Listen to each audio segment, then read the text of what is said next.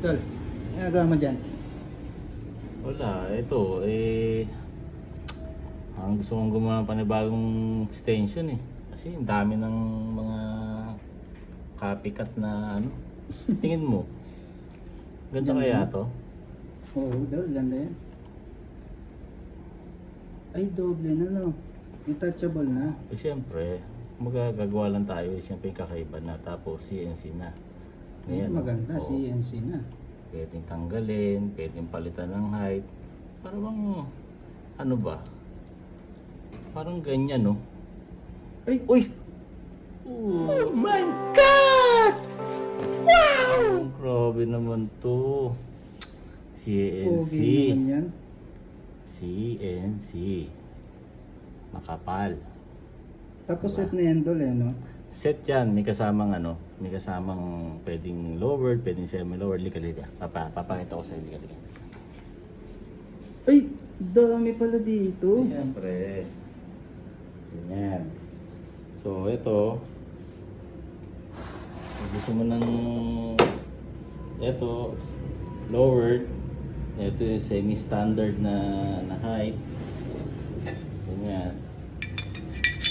So, tornilyo mo lang yan. 4 na tornilyo yan. So, pag bumili ka ng isa nito, may kasama yan. May kasamang isang ganito yan. Kumbaga, sa isang set, may kasamang extra na ganito na pag gusto mo mag-lowered or gusto mo mag-extra lowered, pwedeng pwedeng palitan lang. Tapos ito na rin yung bago natin na foot peg extension.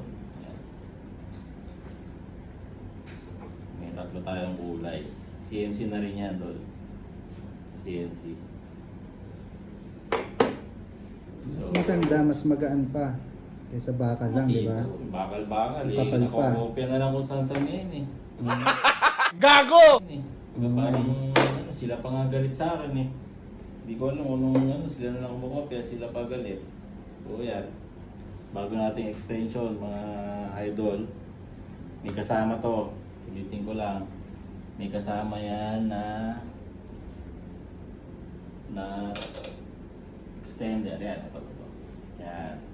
Pag ayaw mo na itong height na to, palitan mo lang. Oh, so ganito siya. So bali ang magiging height niyan, comparison. Ito. Na-close up mo to. Ganyan. Dalawang size yan. So pag bumili ka ng isang set na may kasamang ganito, dalawa na. Palitan lang. Ayos ba? Ayos na ayos, Dol. Wala eh. Kaya na nakayanan natin ngayon eh. So, marami pa tayong lalabas ng mga bagong klase.